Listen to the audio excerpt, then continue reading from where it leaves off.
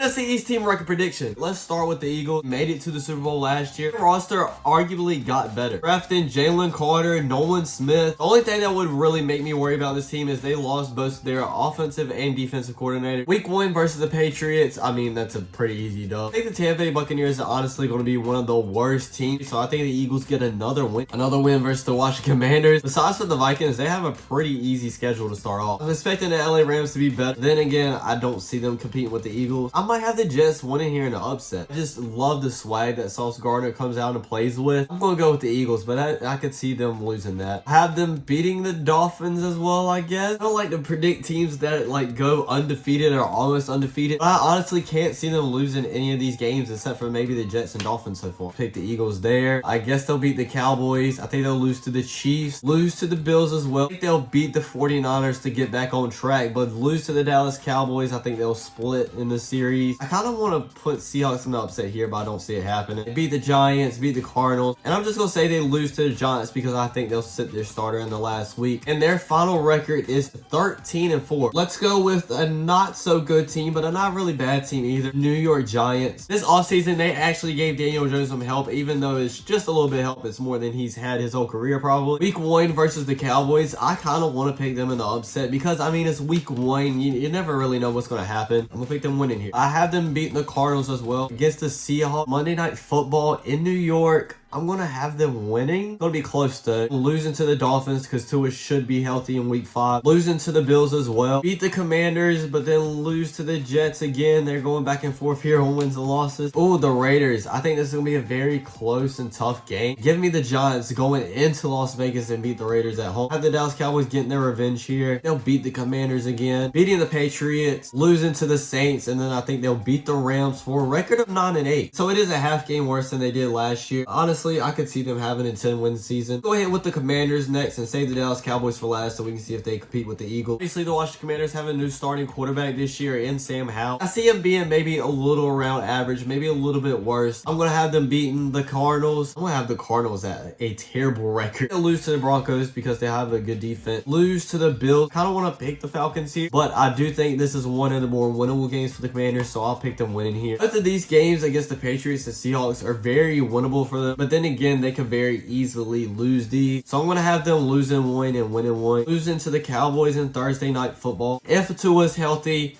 they'll probably lose this. If not, they will probably win. I'm going to say Tua isn't healthy here. That's kind of weird just like predicting if somebody's going to be healthy or not. But knowing the circumstances, that's something you have to do. Losing to the Rams, losing to the Jets and the 49ers as well. And then beating the Cowboys in the last game of the season for a record of 5-12, which isn't the best. So they probably move on from Sam Howell after this year. Really like what the Dallas Cowboys did trade-wise. They traded for pretty much their number 1 cornerback now in Stephon Gilmore and a great number 2 wide receiver. It's obviously not the only thing they did this offseason, but that was one of the main things that stuck out. Obviously, I have them losing week 1. Comeback week 2. I think this is Sunday Night Football, if I'm not mistaken, against the New York Jets. I'm going to have them losing here as well. This is going to be a close game. And I have them beating the Cardinals, beating the Patriots as well. Then to start the season off 2-2. Then they come back to the 49ers. Struggled against them in the playoffs last year. I'm going to pick the 49ers winning here, beating the Chargers. I think they'll beat the Rams, beat the Panthers, but I think this will be a really good close game. Beating the Seahawks, that puts them on a 5-game winning streak. It is broken by the Buffalo Bills and the Miami Dolphins as well. And that will put them at a record of 10-7. I know they did catch up with the Philadelphia Eagles to win their division, but I'm pretty sure in the NFC a 10-7 record is going to get them in the playoffs. For now, the Giants are in the playoffs too. But we still have 8 teams to predict in the NFC. But this is all my opinion. Let me know y'all's opinions in the comments down below. Thanks for watching. I hope you all enjoyed the video. Don't forget to like, comment, subscribe. Next week we'll do the NFC South, and I'll check you guys out next time. Peace.